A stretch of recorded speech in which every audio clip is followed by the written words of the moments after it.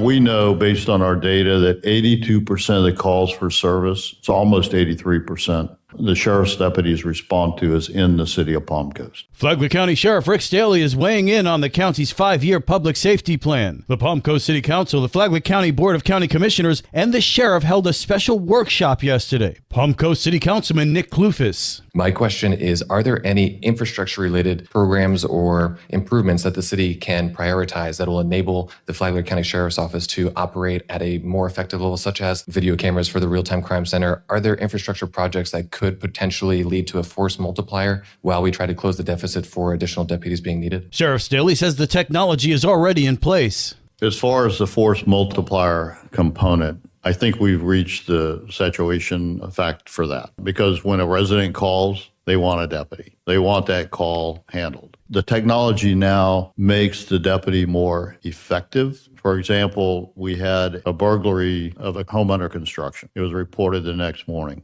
In fact, this is this week. But because of our real-time crime center and frankly the partnership with the city of Palm Coast where we record your traffic cameras, we found the vehicle. So now we have leads that will be able to solve this case. Flagler County Commissioner Leanne Pennington says that even with a low crime rate, Flagler County needs more deputies. The crime rate is not an indicator that we need a reduction in force. So you've got the calls are crime, but they're mental health, substance abuse, domestic issues, auto accidents. And really, quite honestly, if you look through it, the gist of this is that growth needs to be serviced. The calls don't stop. The growth drives the calls. And that's really the gist of the entire data. It's not crime rate. It's not, you're making this push to continue growth in our county. So we need to keep up with the level of service that's required so that the crime doesn't get out of hand. The County Commission will explore potential funding sources for more deputies, including a 50-cent sales tax increase.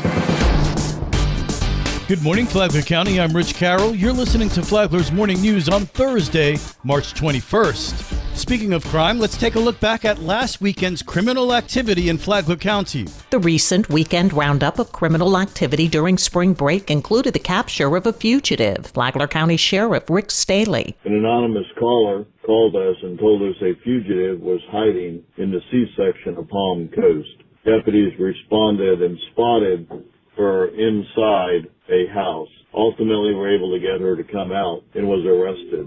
Sheriff Staley adds, by seeing something and saying something, a Flagler County citizen helped to solve a crime, which resulted in the arrest of an individual for narcotics after he was found loitering and acting suspicious around a construction site.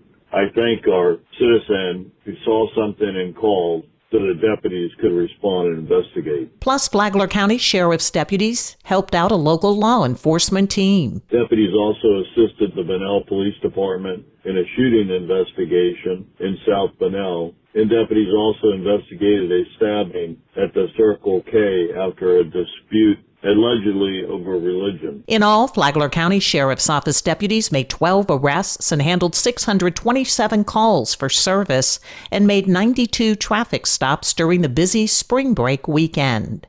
For Flagler's Morning News, I'm Karen Johnson.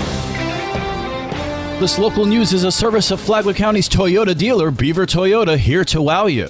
The leaders of Park and Recreation got with Public Works, and we collaborated together to come up with a design to create a better drainage program. The city of Palm Coast is upgrading the infrastructure at the Southern Recreation Center. The tennis courts opened in 2007. However, the original drains created an unforeseen problem. Over the years, the need for drainage, mostly due to the south end of all these courts, when we would have heavy rains or thunderstorms, they would flood, and it would directly impact usability of the courts. Public Works Street Supervisor Mark Torval says the tennis courts had a significant flaw that needed to be addressed. Over time, with all the clay that runs off the court, it sort of builds up the land around it.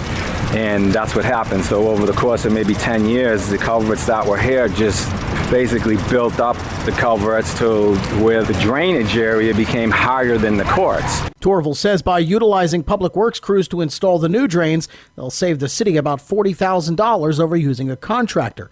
The tennis courts, meanwhile, will remain open while the project is underway. For Flagler's Morning News, I'm Daryl Moody. And now you're up to date on Flagler's Morning News.